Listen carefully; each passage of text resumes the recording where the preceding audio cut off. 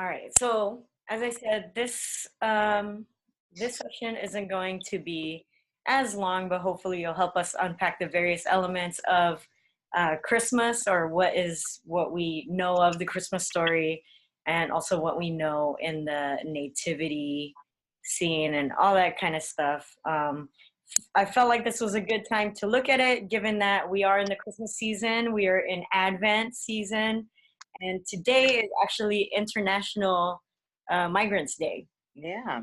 So since Mary and Joseph are known for being migrants and also being refugees, this is a good time to also reflect on their story as well, and to delve in deeper about who they were and what those things in the Christmas story, what those various elements tell us about Jesus, and also tell us about the community that lifted up these stories and these aspects of Jesus's life.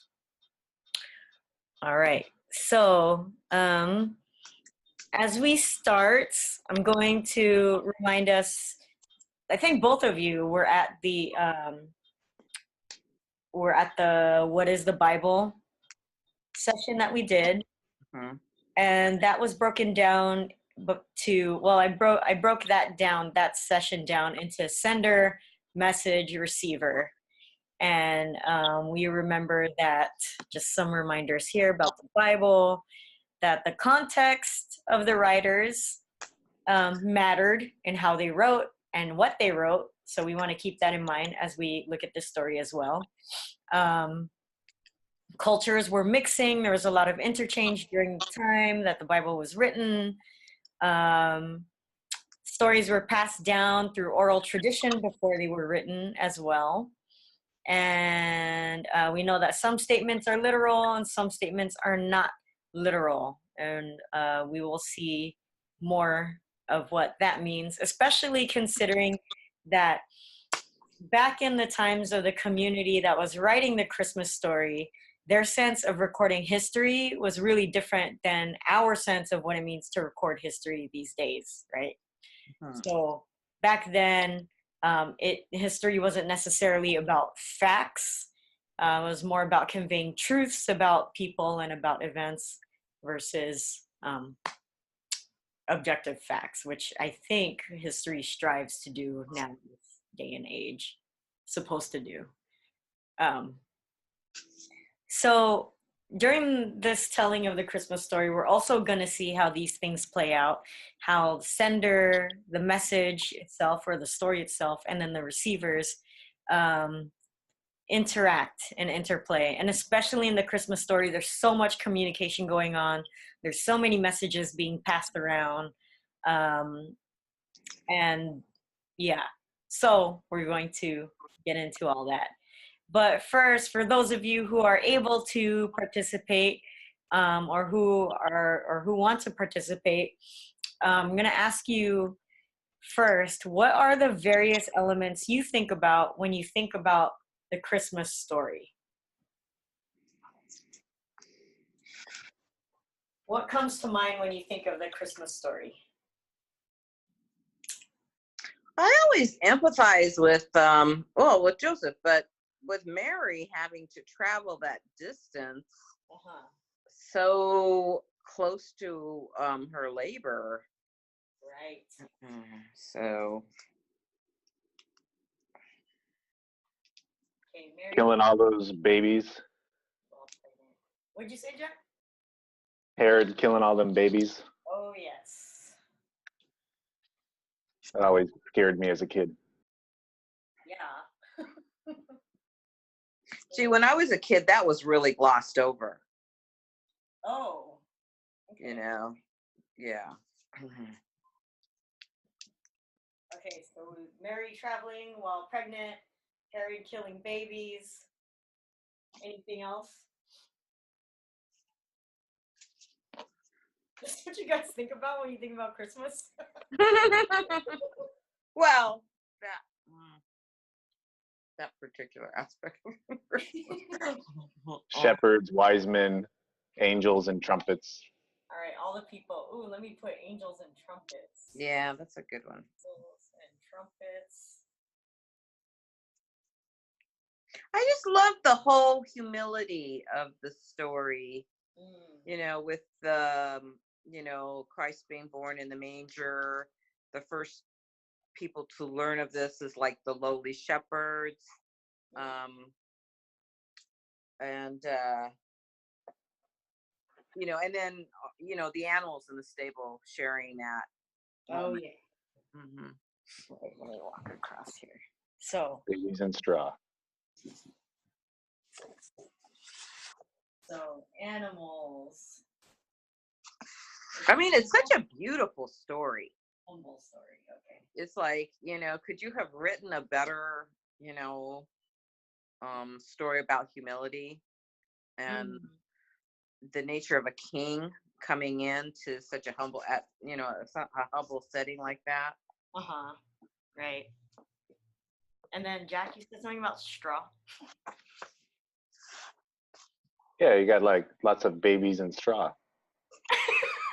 Yeah, that's true. Yeah, Animal babies as well as humans. Lots Right? of images of a baby in a straw bed. Baby in a straw bed. Yeah. And and Margaret mentioned the king coming into this, trying to force himself into this scene, right? Okay, cool. So I think we're going to touch upon all of these things here. This is helpful to know what we really want to focus on. I mean, it's pretty interesting, Margaret, that you still see the humility of this story and that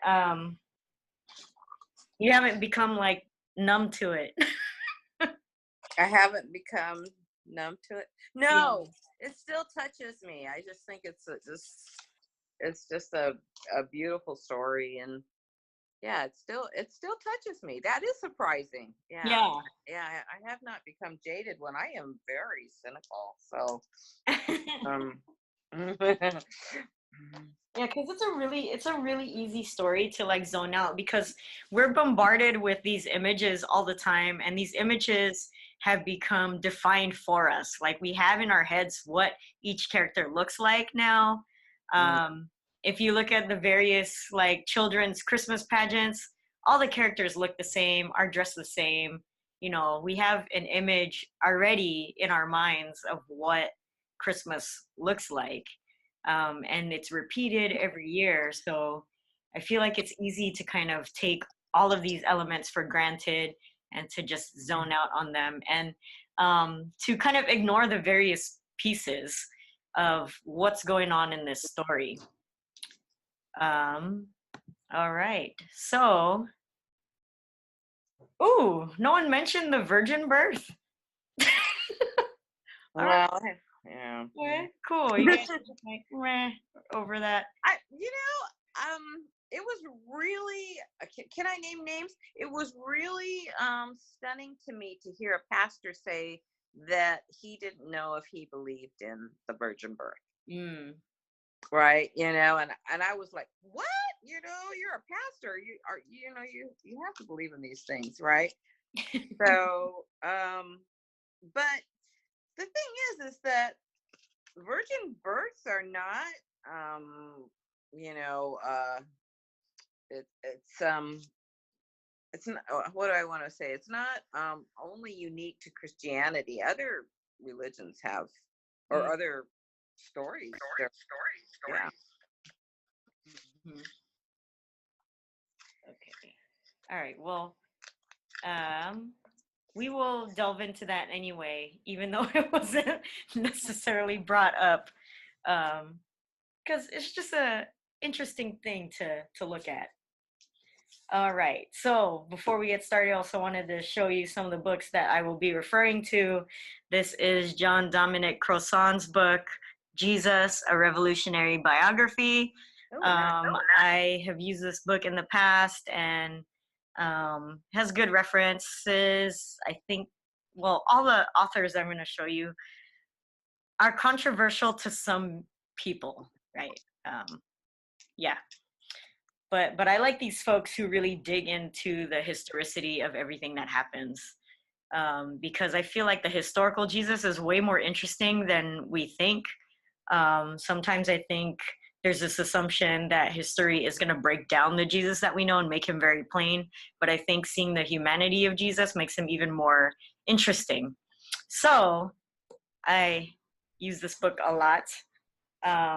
This is a book that I have touched on lightly, but not really delved into deeply yet. Zealot. This is a pretty good book too.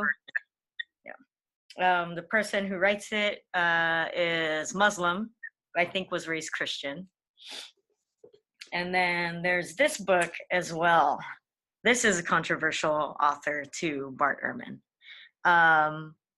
And I like his approach. He still teaches about Jesus and things like that, but he is definitely an atheist, I think.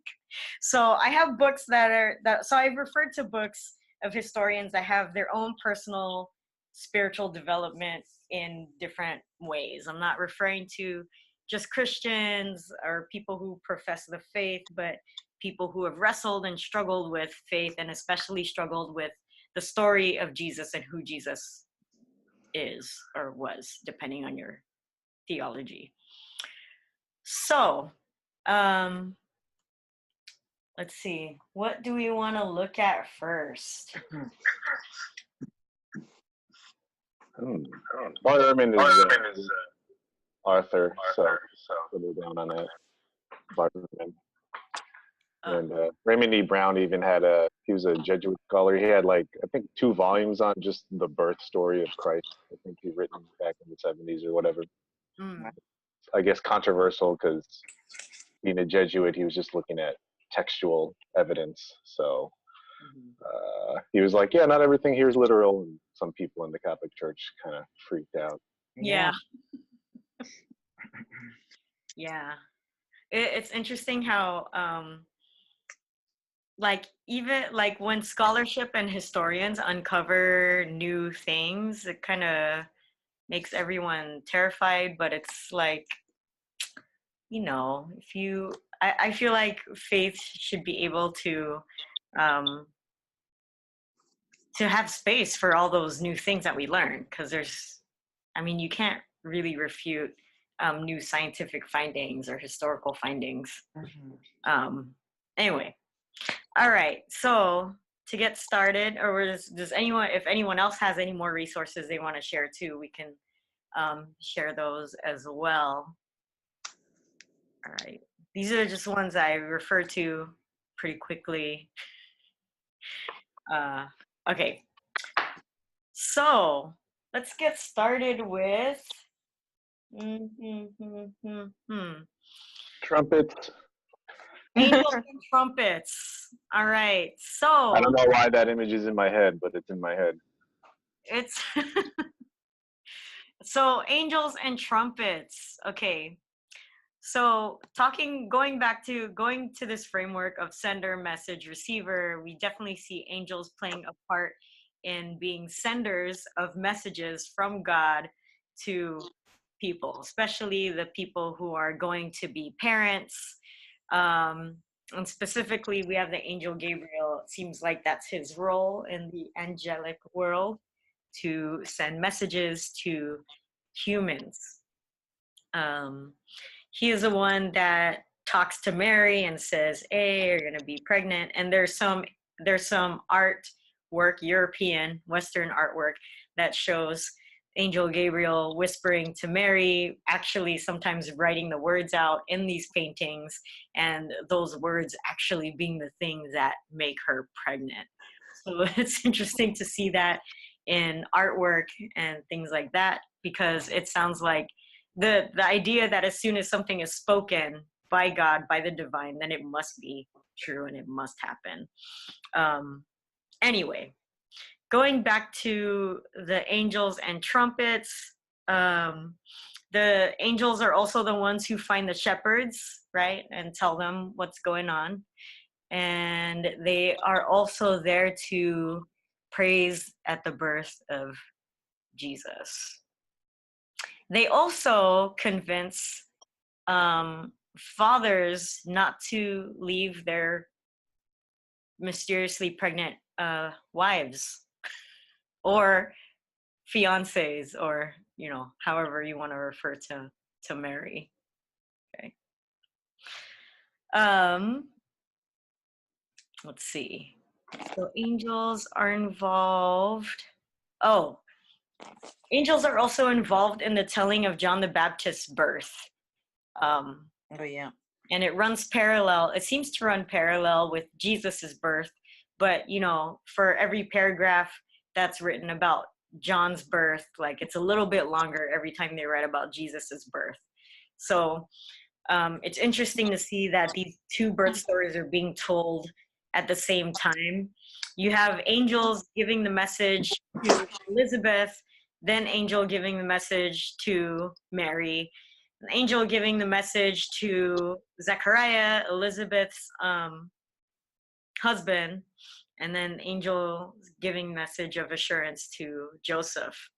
And I think in the case of Zechariah, doesn't he end up being mute? Yeah. Yeah. Yeah. What was it? Because he didn't believe, or what's the reasoning? I should know. I wrote the script last year. I did not look that closely into that part of it. But so we have those parallels happening with John the Baptist and with Jesus, right? And then we also have a parallel telling of the circumcision and the naming of the children as well. So even that part of their lives is being told parallel. And I think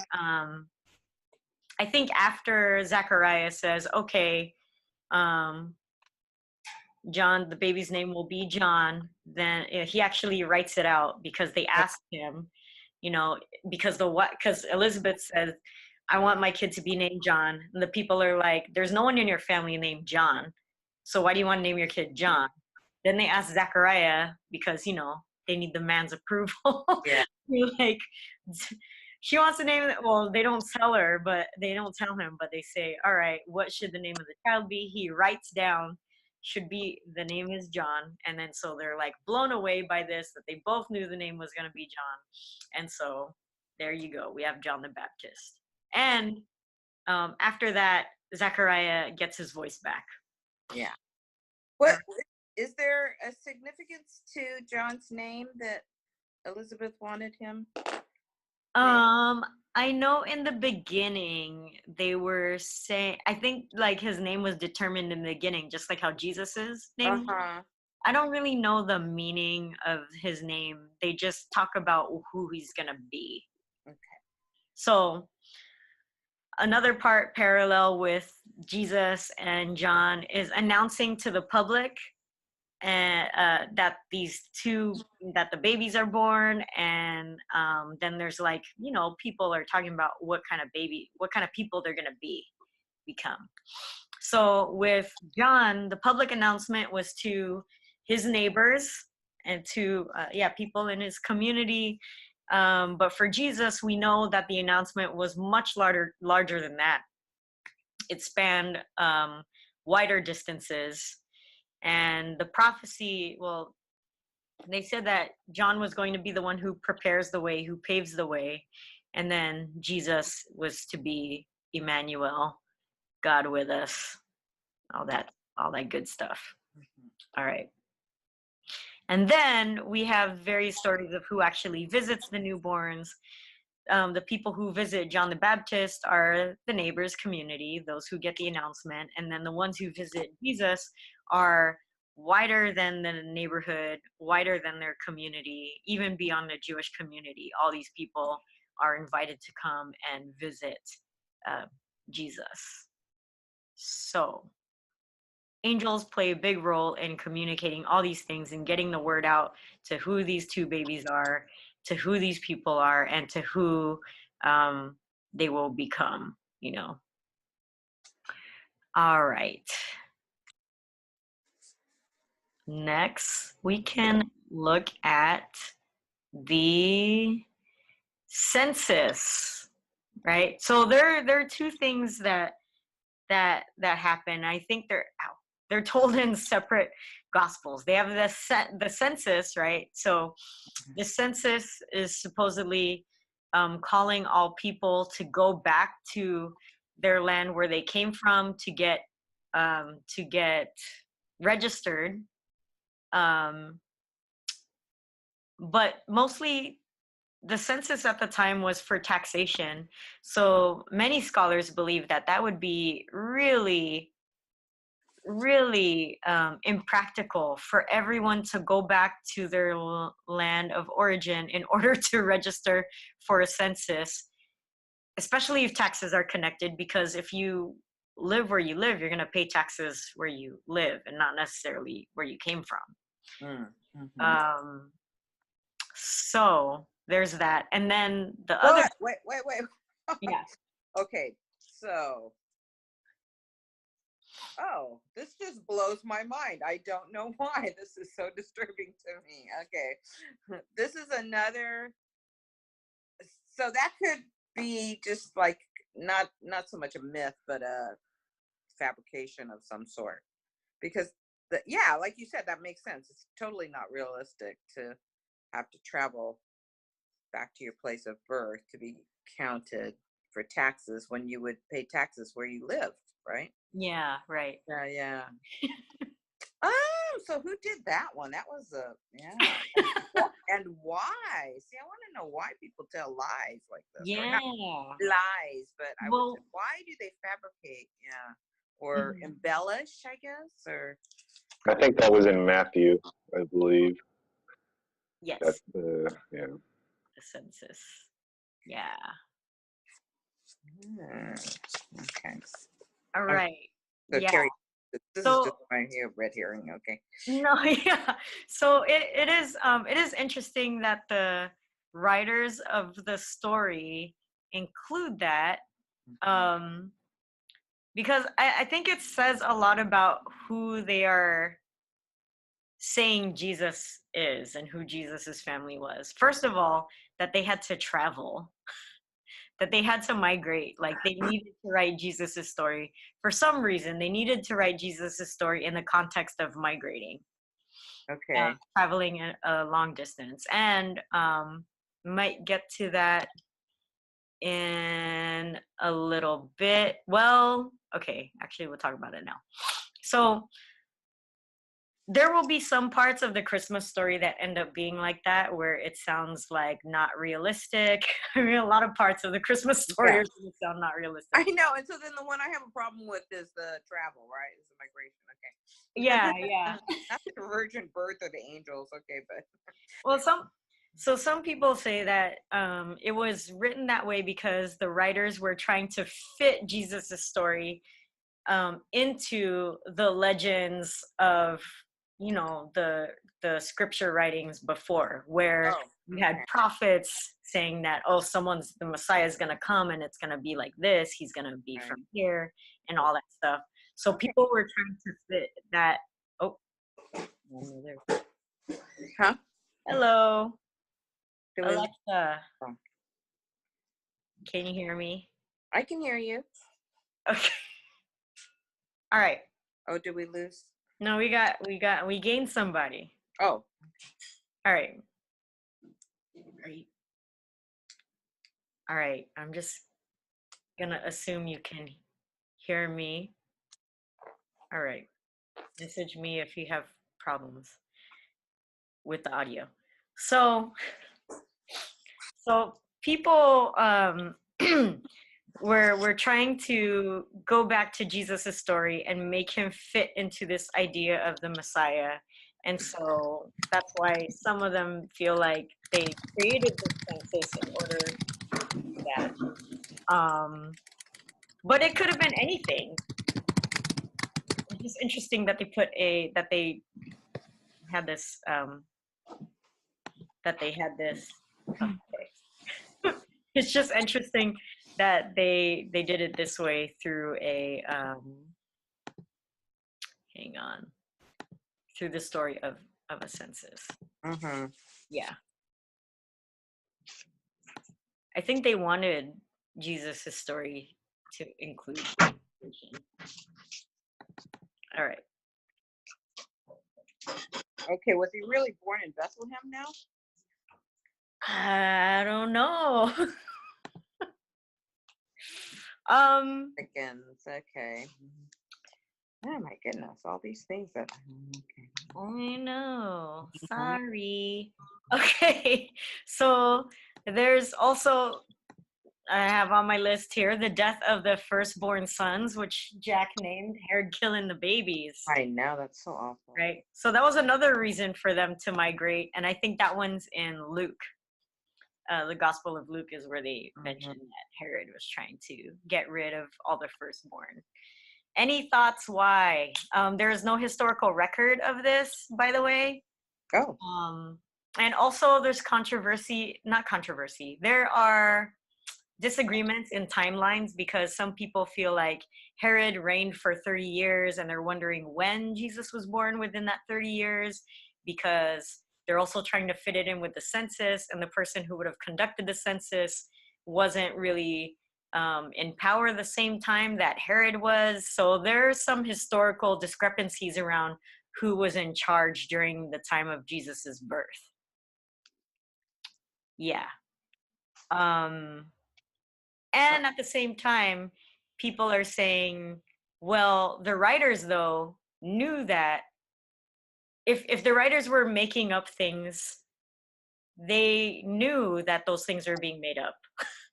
Like, they had at least that much knowledge of history that if there was really an attempt to kill the firstborn, they would know that. And if there was really this census where everyone had to do this great migration back to their land of birth, then they would know about that and all that kind of thing. So some scholars think, at least the ones that I was looking at, that they know that they're not writing factual things, but they are connecting this truth, or what they believe the truth is of Jesus, to the truth of the ancient scripture text.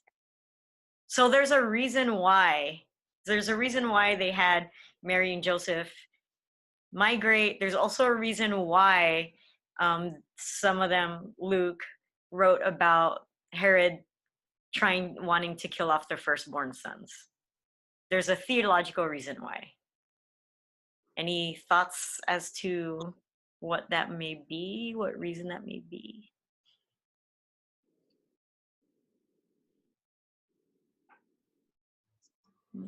Yeah. Any other tellings of the firstborn being threatened and wiped out? Yeah, I'm thinking there's another. Yeah, well, you have Moses. I mean, oh yeah, there's a correlation there. Yeah. So it was a way for the writers to then connect Jesus's ministry to Moses's ministry.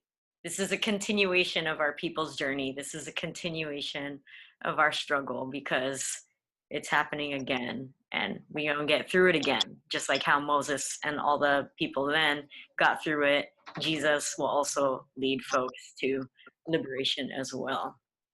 So theological connection there. Okay. I think we should be relieved that there was probably no mandate to kill all the firstborn sons. Also, there's, people who refute whether Jesus was a firstborn son. Anyway, there are a lot of things that we can delve deeper into. Yeah. Any other thoughts about that? The census, the death of the firstborn, and those things being like a means for, or a reason for them to migrate or to, run away from where they lived and stuff.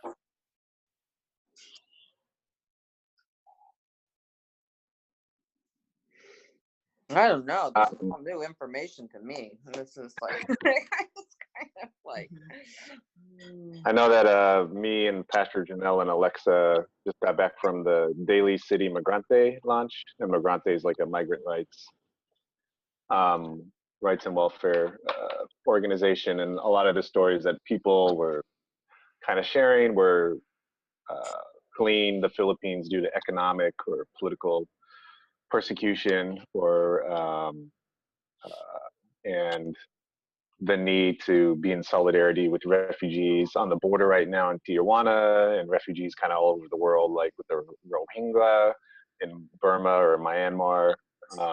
So it's definitely good that whether Christ was born in Galilee or Christ was born in Nazareth, and needed to either travel to Egypt to flee persecution or go back and forth for various times. It's a good to always draw those contemporary connections as well. So I'm definitely, even though it's weird and the historicity doesn't really match up, it's good to have that story in there to make those connections and not all the I guess quote unquote God-fearing Christians in the United States necessarily make those connections with for some reason.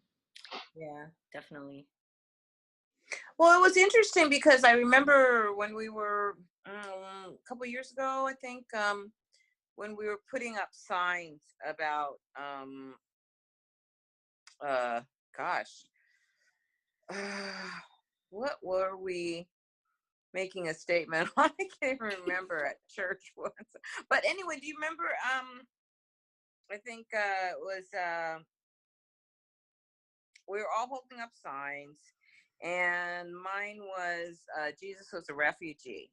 Oh, and, yeah. Do you remember what was the statement? I forgot what the anyway. But my evangelical nephew said he was, because that was on Facebook, and his brother had to come back at him and tell him, yeah, when they were fleeing from Herod, right? Mm-hmm.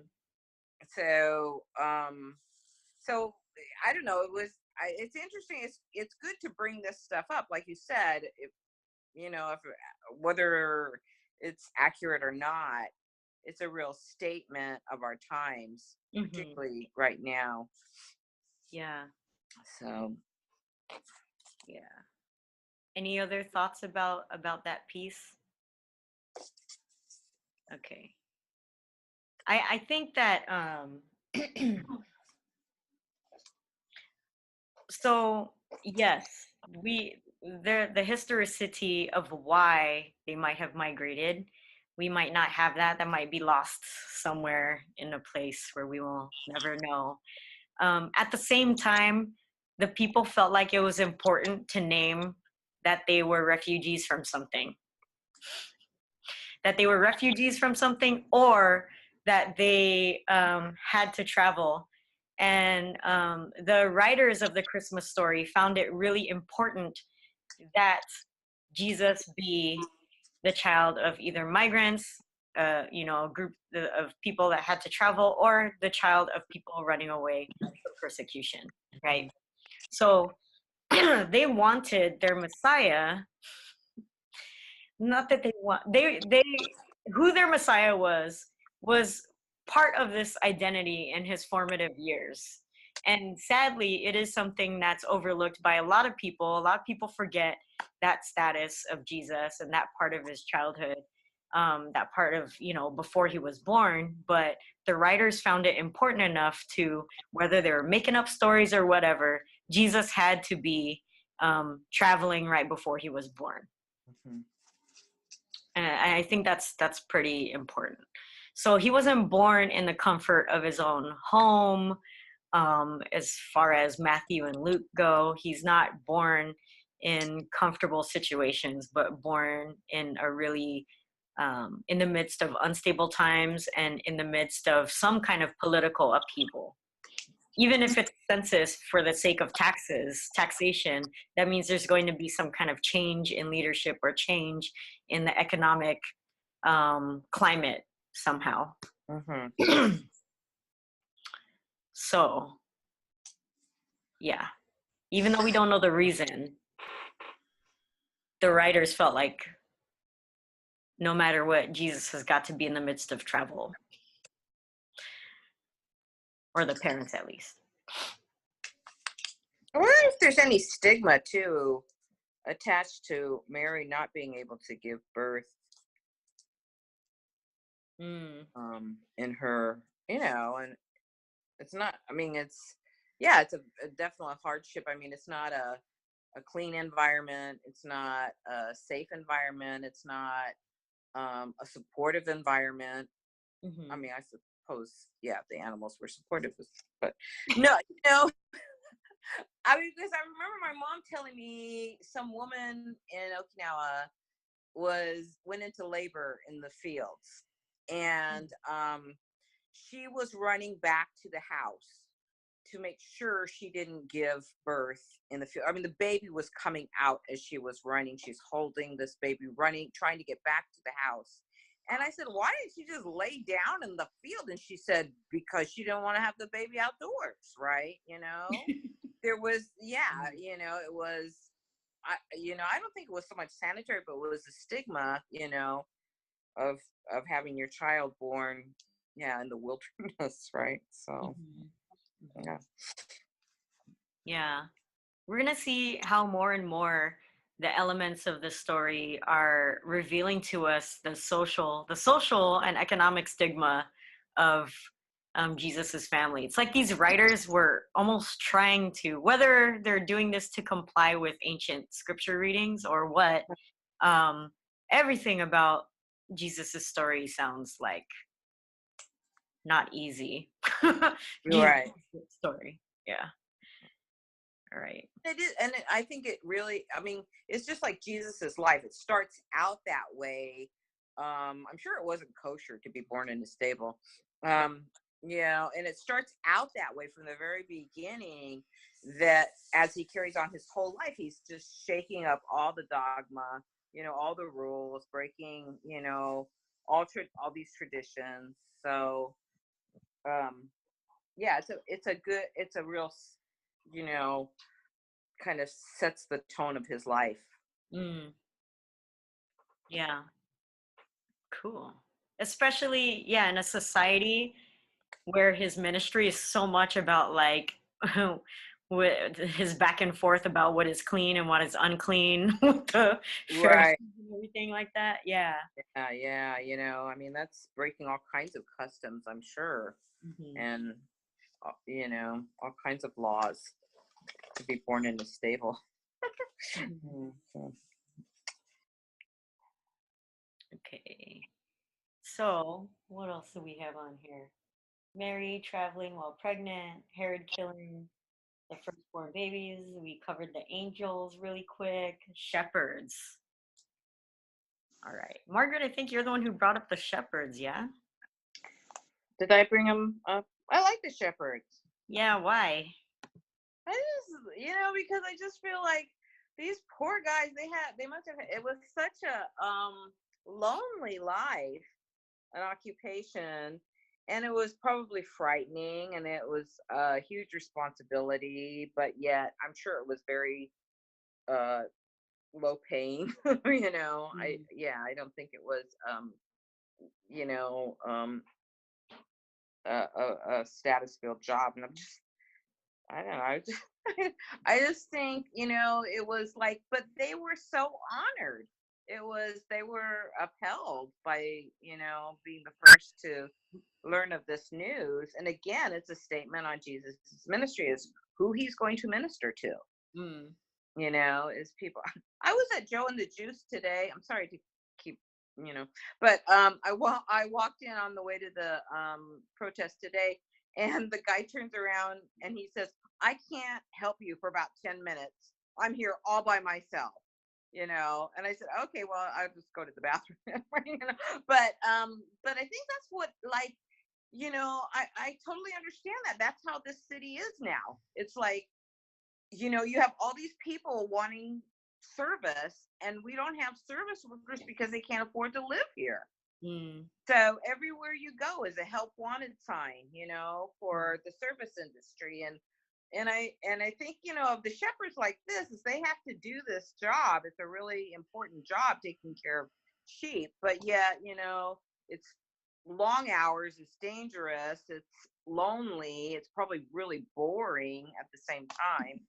So, and they have no status.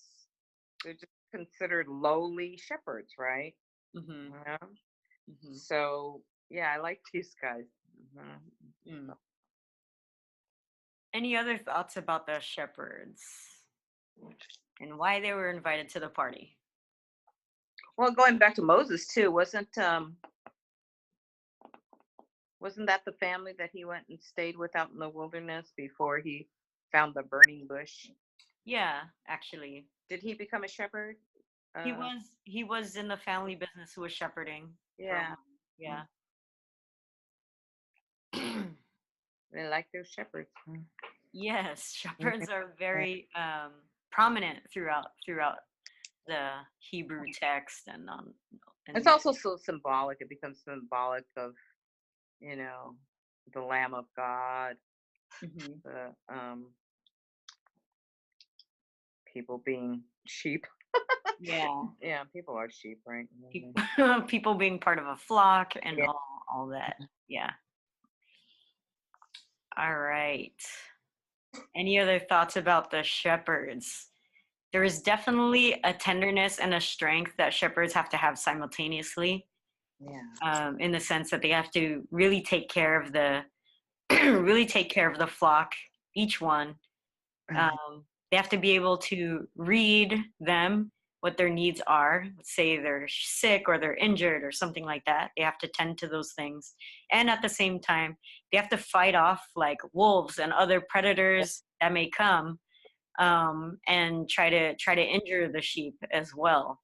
So there's that balance there of what it is to be a shepherd.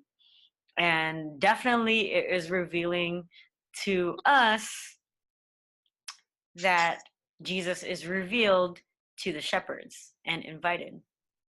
Yeah, because they are definitely not people of high status at the time. All right. Cool. Any other thoughts on the shepherds? We're moving along nicely. Okay. Wise men or the Magi. Jack, you brought them up, right? Yeah. Yeah, I brought them up. Why they stand out for you?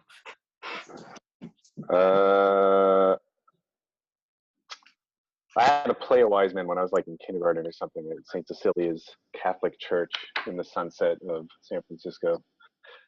Yeah, it is an interesting part of the story where these three, either, I don't know, depending on the Greek, astrologers or magi or wise people or whatever, travel from, I'm not sure where it says east in some texts, because there's like different versions of Luke, like depending on who wrote what and what was written, and sometimes lines are missing when there's, because there was no photocopy back then. But yeah, they traveled very far.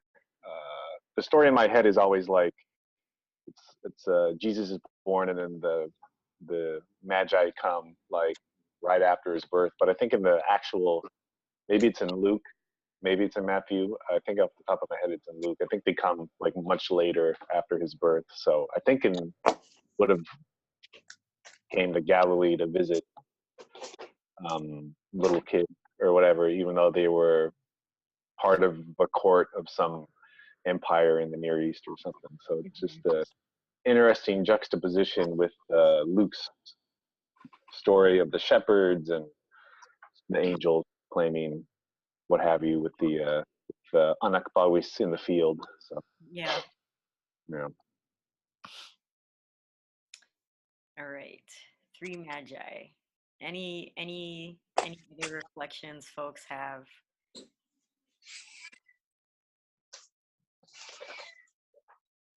All right, legend tells us. What does Alexa think? She's very quiet. Yeah.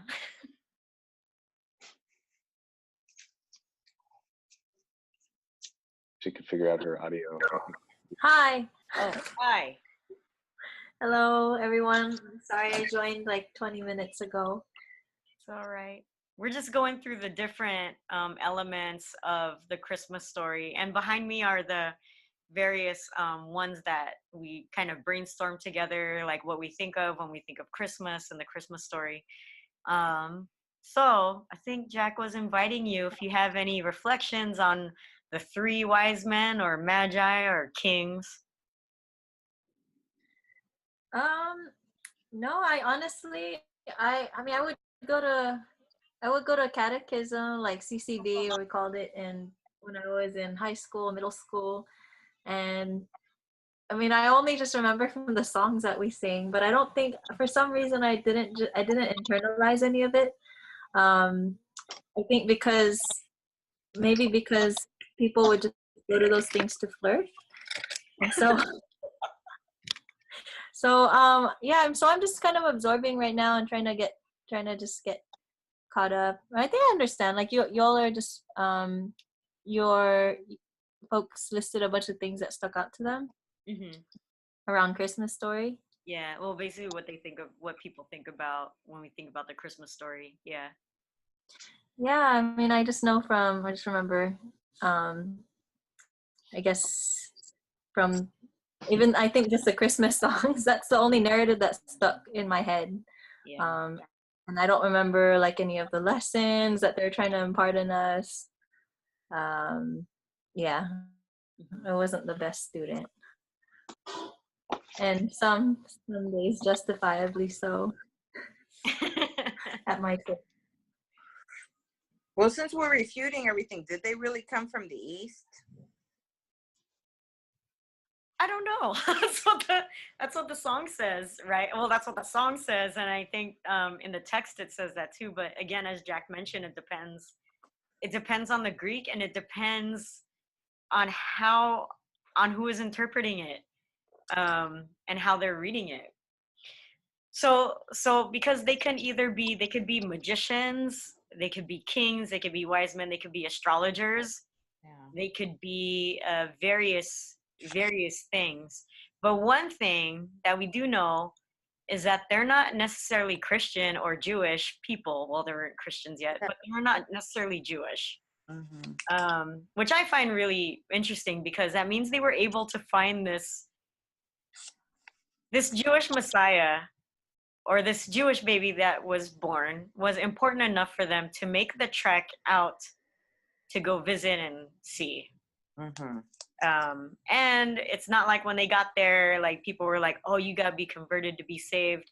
They probably used their what we would call heathen methods to even find where Jesus was. Oh, the astrology, yeah, maybe. Yeah, like they could have been using things that Christians today might not see as biblical or of God. Mm-hmm. They might have used those methods to find Jesus. So I think the Magi are a good symbol, can be a good symbol of interfaith relations. Mm-hmm. And these folks, no matter what their status is, coming through to honor and recognize the birth of somebody. Yeah.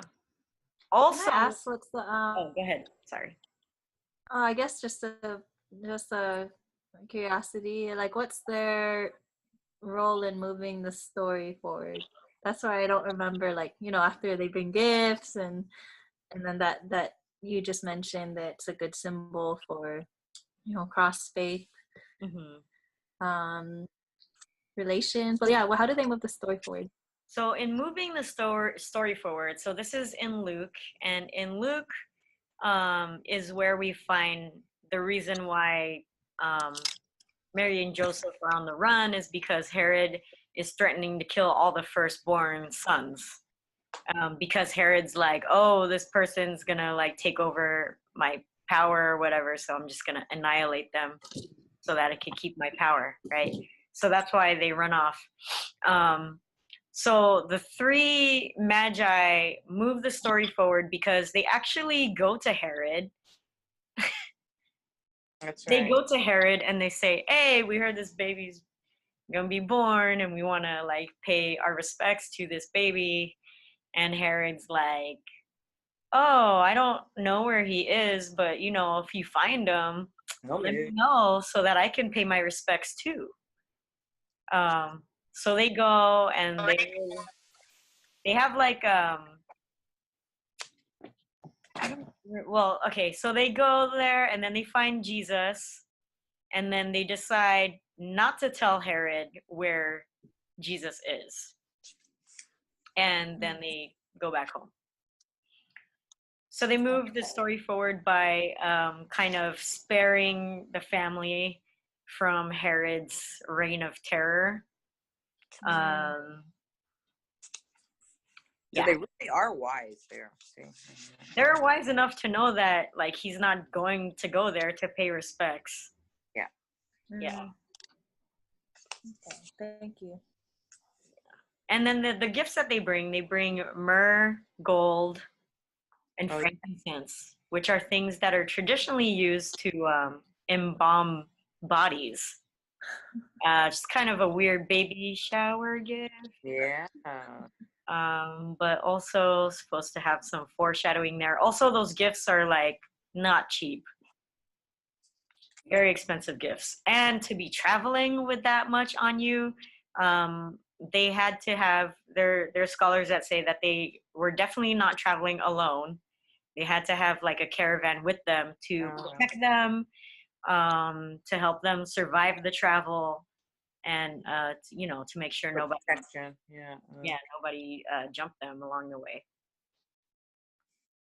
So these are people, the three magi, whatever they were, they had enough resources to make that travel and to survive it and to come back home. And yet they had enough, they wanted to stand with this humble family enough that they would disobey and disrespect the king's orders. Right.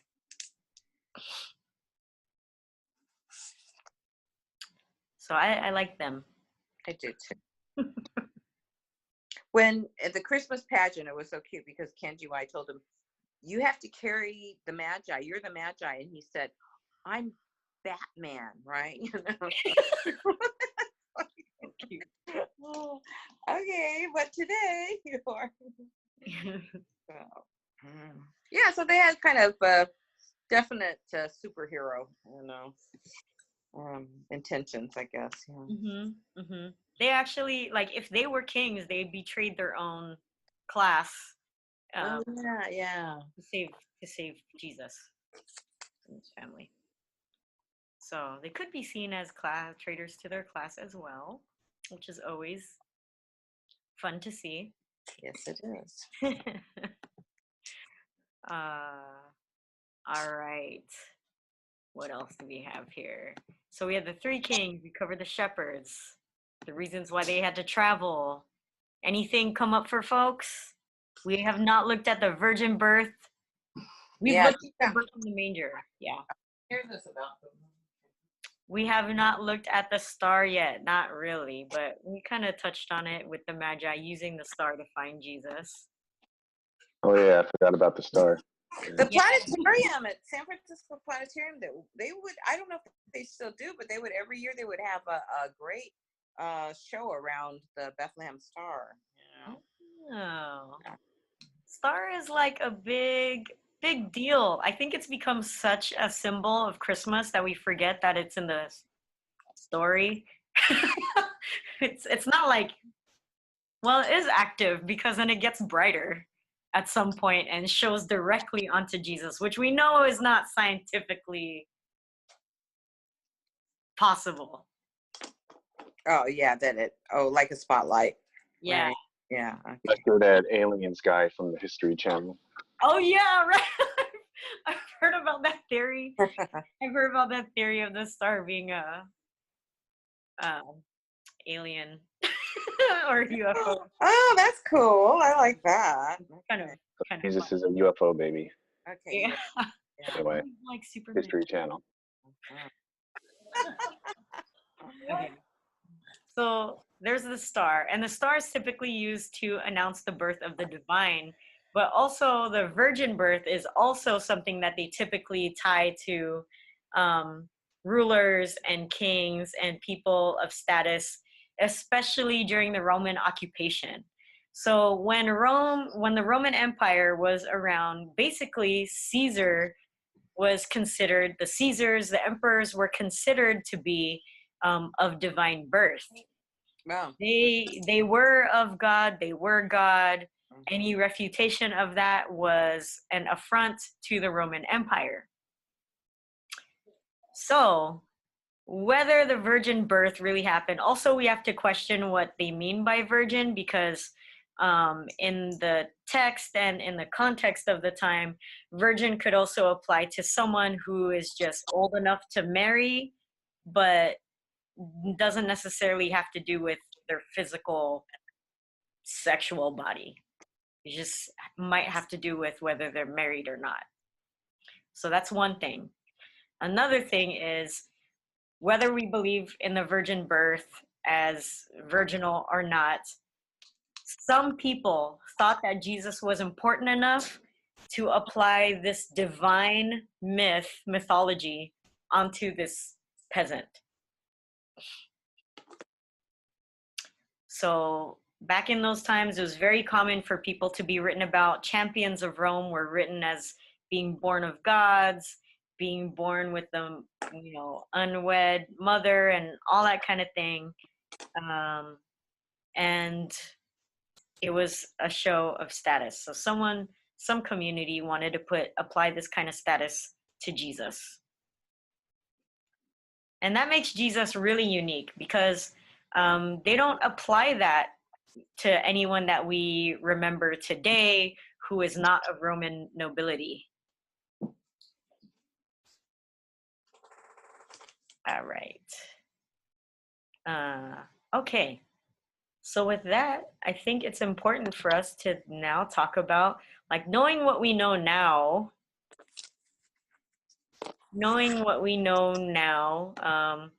what else can we say about Jesus's class origin?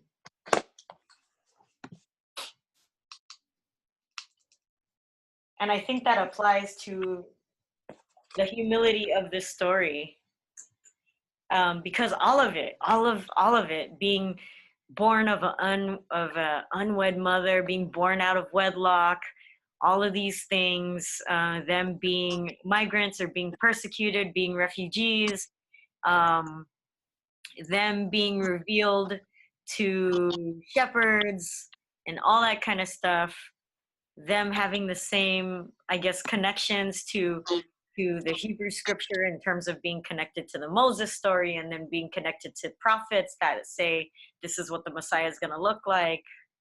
What can we say? What else can we say about Jesus and where his status is? Because that all still matters in his ministry too. Let me erase this real quick.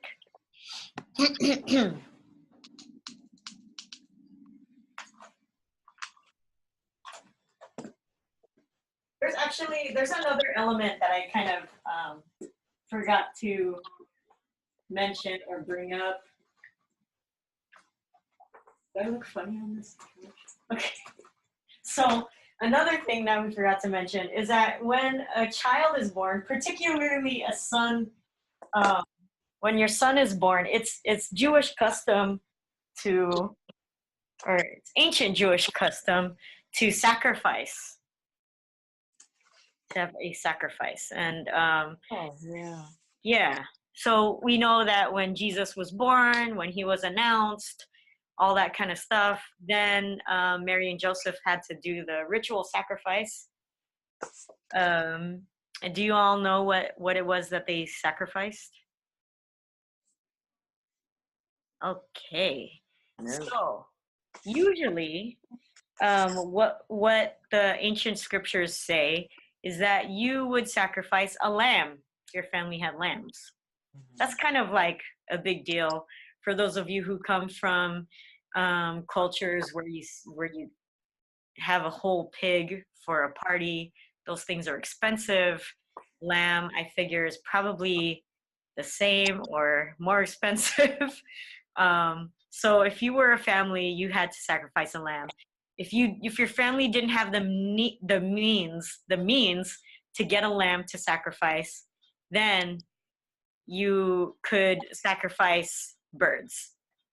Two ducks or two pigeons. Oh, pigeons. Okay. Oh, that's suave. Yeah, okay. Yeah. So our text says that Mary and Joseph, when Jesus is born, they end up sacrificing two doves or two pigeons. which already tells us a lot about who they were, what their economic status is, and where they are in terms of the whole economic chain of things. Also, oh, go ahead. No, I just thought Joseph's occupation too, like a carpenter, right? Was that Yeah. you know? Yeah, in Mark, he is a carpenter. Joseph is a carpenter or a tekton in Greek. So a tekton is not like a carpenter like what you see artisan carpenters. It's not like that at all. Not like, I don't know if y'all watch Sex in the City, but I always think of Aiden who makes furniture and it's like fancy hipster furniture. Yeah, that's true. Like old leather. Anyway, that's not the kind that Jesus was. And also, that's not necessarily like Jesus's environment. Those aren't the people that he's around to be a carpenter for. He's around, he's in the outskirts. He's not like in the city. Although scholars do think that if he really was a tekton, he would have to go to the city to find work once in a while, and then probably did a lot of traveling that way because you had to go to the business center. So in terms of being a tekton, he was more like not a construction worker, because it was more like if you had work that day, then you had work that day type of thing. So like a day laborer. Yeah. Because like a day laborer. Yeah. According to this book, I'm gonna lay out a little. Where is it? I'm gonna lay out a triangle to show you where Jesus would be in terms of his class relative to people on top. We have to remember that there isn't that much. There's no middle class basically during these times. It's very extreme. This is an agricultural area, except for the city centers, and it's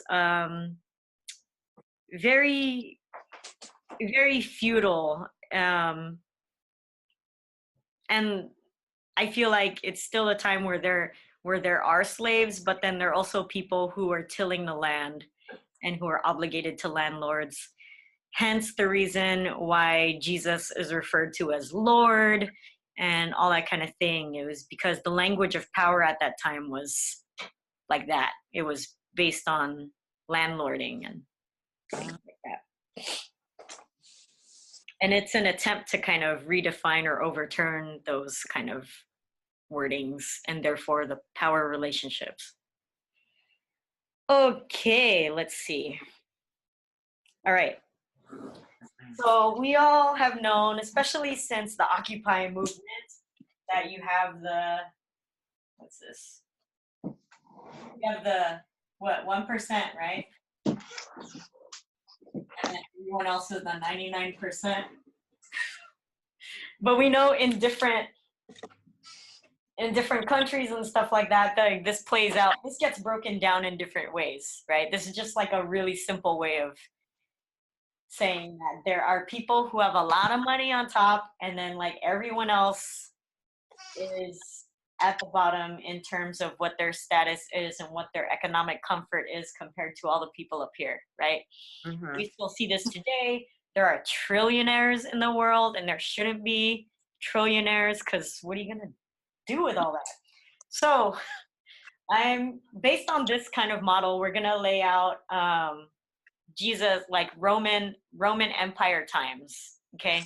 And then based on Jesus being a carpenter or a tekton, we'll place him on this in this triangle as well. I know, Margaret, you've seen me do this lots of times, but yeah.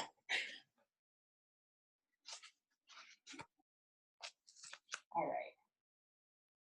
So you have this triangle here.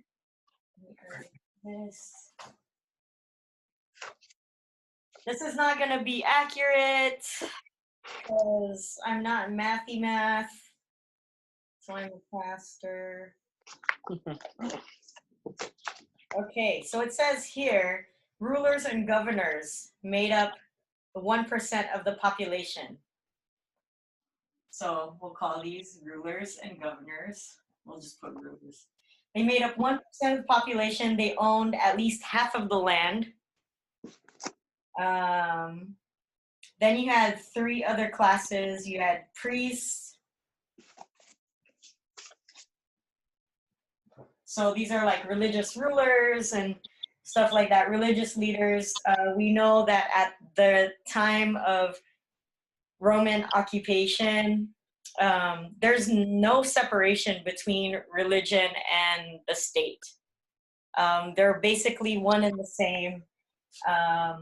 And mostly they're supposed to control, basically keep everything status quo. And then there are people called retainers. So these are also people who retained the empire. These are military generals, business bureaucrats, people who just talk and write a lot. And then, so they're one part of this. And then you have merchants. And merchants, let's see. And because they're merchants and they traveled and stuff like that, they actually could have been people that used to be lower class, but then ended up with wealth, and because of that, ended up with political power. All right. And then you have peasants.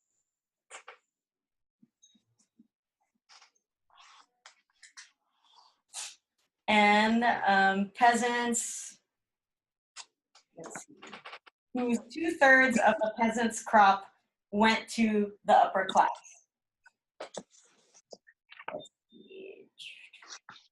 And then you had artisans, so you had merchants here. It's not really middle class, it's not accurate. Peasants,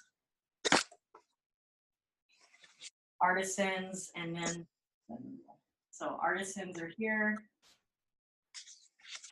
And then this is called, these are like the expendable, that's not a good word, expendables.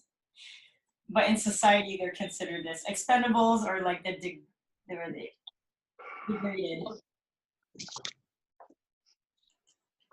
Okay, so the peasants, they worked the land. Most of their wealth and their labor ended up going to the upper classes who maintained the status quo. And then you have peasants, the peasants. And then below the peasants, you have the artisans. And the reason they're below the peasants is because they don't have consistent everyday work. Their salary is not that consistent. And then the expendables, the quote unquote expendables and the degraded are people who end up begging on the streets, or people who end up sick. And so they're like outside of the community, and they try to make wages any way that they can. You also have outlaws in this area, and people who hustle, and slaves right here. So Jesus being a carpenter, or even Joseph being a carpenter, would be here where the artisans are. This is where Jesus's class, it's like among the bottom 5%. And I think that's really important for us to remember, especially as we talk to church people, knowing that church people are not, a lot of church people I know and I run into are middle class or higher, right? Middle class or upper middle class or all that kind of thing. But they want to emulate Jesus. But how can they do that if Jesus was part of the bottom 5%, So that's an interesting thing to think about. Plus, as Margaret was talking about earlier, everything about the birth story of Christ is very much quote unquote of humble origins, or of peasant or artisanal origins, and then even the whole being from Galilee is really important. There's this archaeologist called Sean Frame, and he studies a lot of archaeology in Galilee, and he studies like at the time of Jesus. He's written a couple of books about Jesus and like the history of Galilee and whatever, and how being in that artisan class at that time, just through archaeology and textual evidence, they were able to put together that there was a lot of tension between the Roman imperial folks, like King Herod being like a client king or like a puppet king of Rome, of empire. And the Galilean economy was very communal. And so all those taxes and all those burdens being put on the peasants and on the artisans was like disrupting and rupturing that communal economy of Galilee. So Christ being born of a woodworker and being a refugee was really like almost this political statement these gospel writers were trying to bring up, because identified all those things: refugee, King Herod being the bad guy, Christ being called Lord, being recognized by these non-Jewish folks, but not Roman, but non-Jewish from possibly parts of the Near East, and just Jesus being a artisan and using this very confrontational language against empire, because around him, like, Galilee is kind of like disintegrating in its traditional mores are being questioned by this empire. So it's definitely makes sense to really focus on those themes when looking at the Christmas story. It's all there, man. Yeah.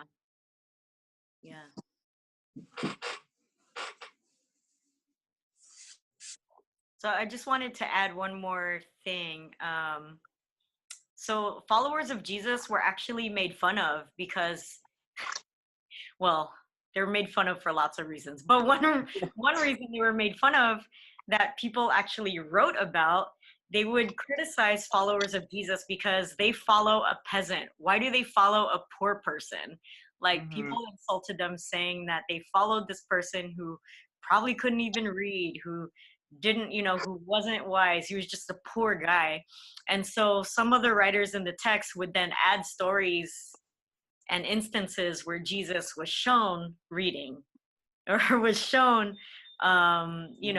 like being really, really savvy with scripture and writing. And scholars say that it would be very likely that Jesus was actually illiterate. Jesus spoke Aramaic, and the scriptures at the time were in Hebrew, and not even in conversational Hebrew, but like in a deep, like when I go to the Philippines, I understand Tagalog, but when I go to church there, I don't understand anything, because it's like this deep poetic it's like deep poetic Tagalog, right? So scholars say that Jesus probably didn't really know the scripture in terms of reading it himself, but might have been so tied to his tradition and to his people and to his community and their history that he did have this type of knowledge that was different than the scribes, right? And we have that in the biblical story where people are like, yeah, he knows more, and he knows things in a way that the scribes don't know. He has an authority that the scribes don't have, because he is a woodworker, because he's a refugee, and all that kind of stuff.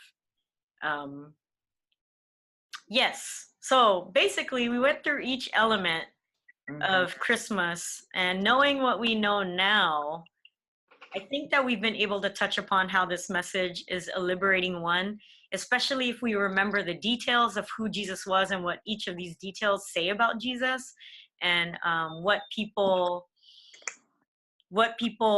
viewed Jesus, who people viewed Jesus to be as well. They viewed him as a Messiah. They viewed him as someone who was definitely from the bottom socioeconomically, and yet they uplifted him so high, and they had such high regard for him, and we still remember him to this day.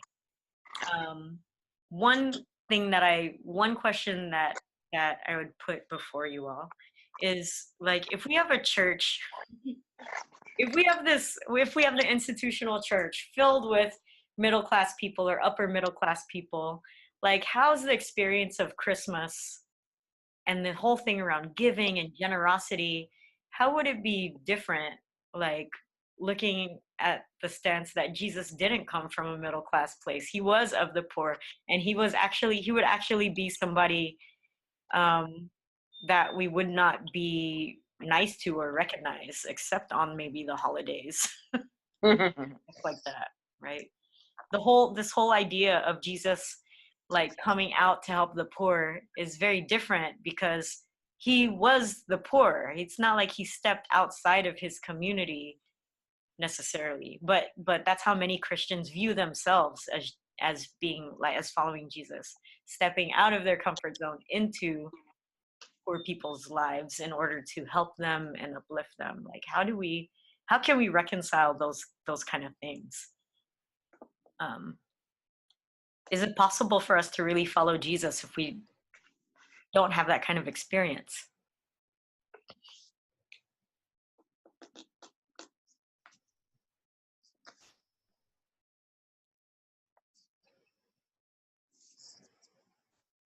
I guess that's a question. Right. Yeah. Oh, yeah.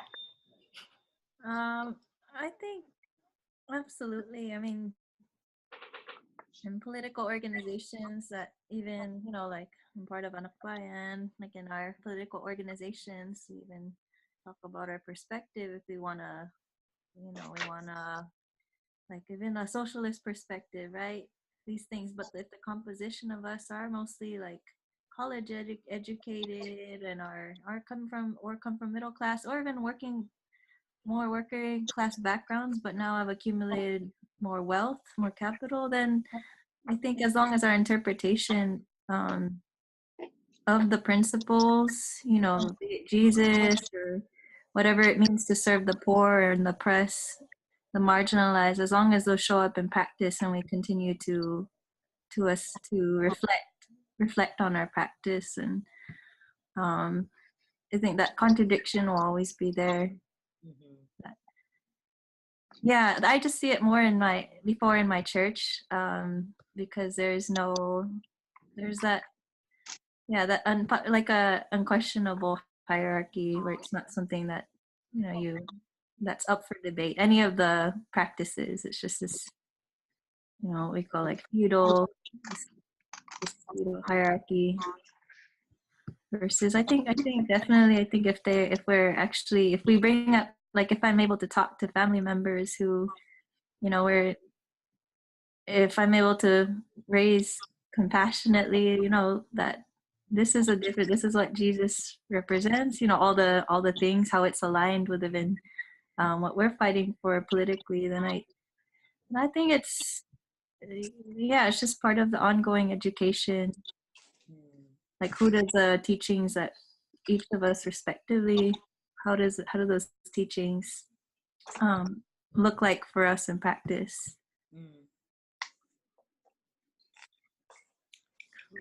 But yeah, I know that you come from you're the groups, the church groups maybe that you're more familiar with, or might be different because you're like surrounded by other church leaders, and you might see it from a different view.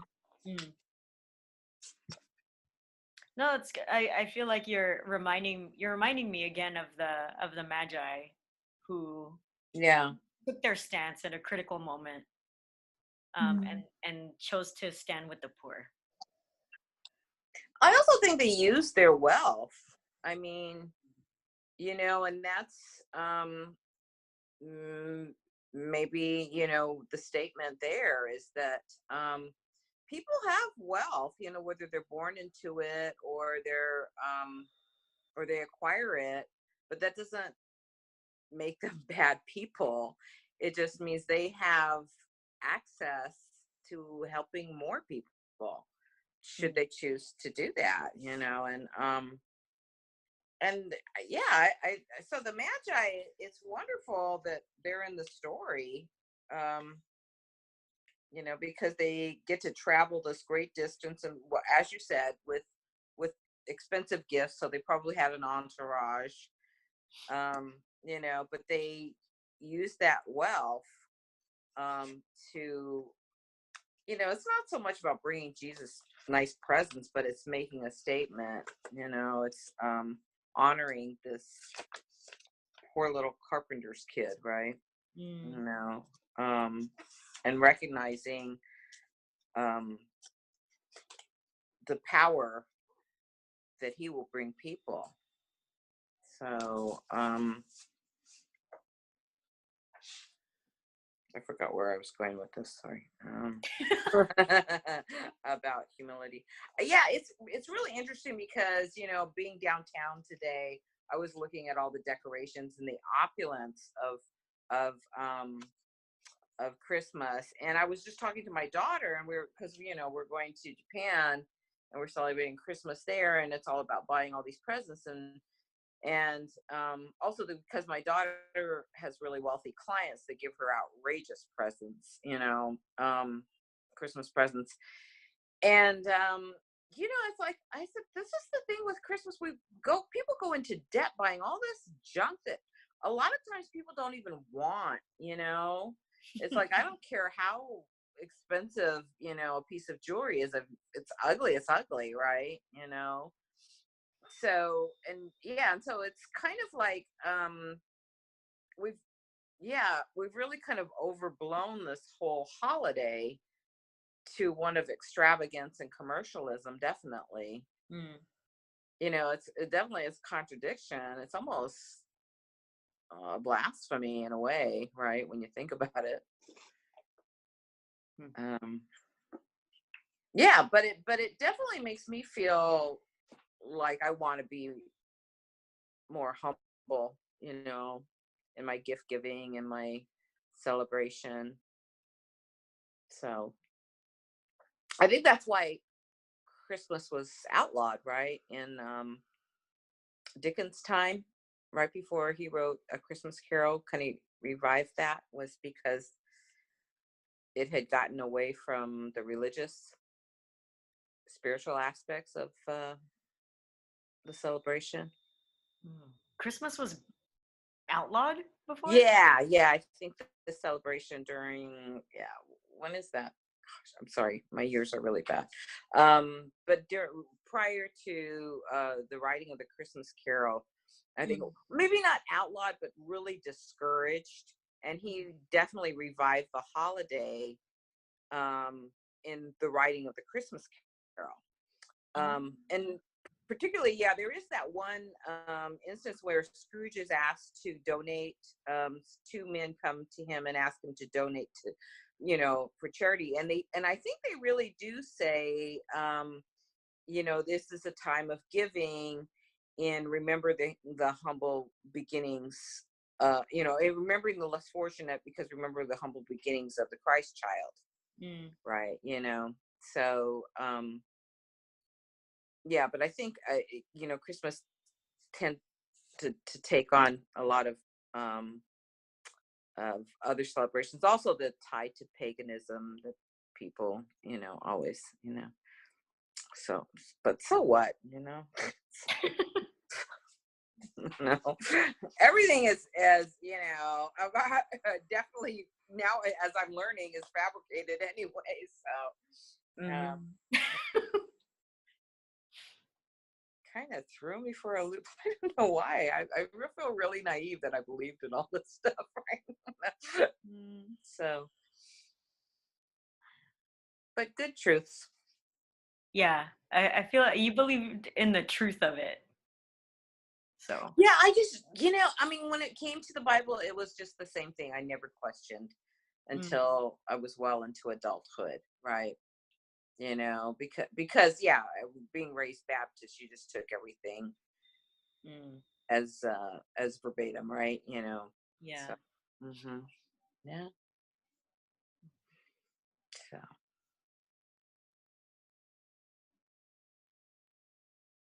Jack, you say something? This is an enlightening Christmas. An enlightening Christmas. Yeah, in terms of the question, I don't think that church people, specifically, like not people who just, you know, go to church every once in a while, but like actual, like lay folk who are really involved with the church, priests, bishops, etc. They can't really truly practice like the Christmas story or Christ's message without being like making people kind of, I guess, radically uncomfortable with like the injustice in society. So if they're just, you know, doing their thing and just being charity. So like, I guess for me, because I had the, I don't know, it's weird. I'm glad that I took some classes at the Graduate Theological Union with Pastor Jeanelle. So that was good. I don't think we ever took classes together, but like we were on the same track. Yeah. But at the same time, I was like, well, okay, this place is a little crazy because I'm a truck driver and a union person, so I've been involved in the union struggle for a long time. So I eventually just I would say things, and then you know people grew up very, very comfortable, like petty bourgeois, middle class lives. I know Pastor Jeanelle would say things. I'm sure that didn't make people feel comfortable at all.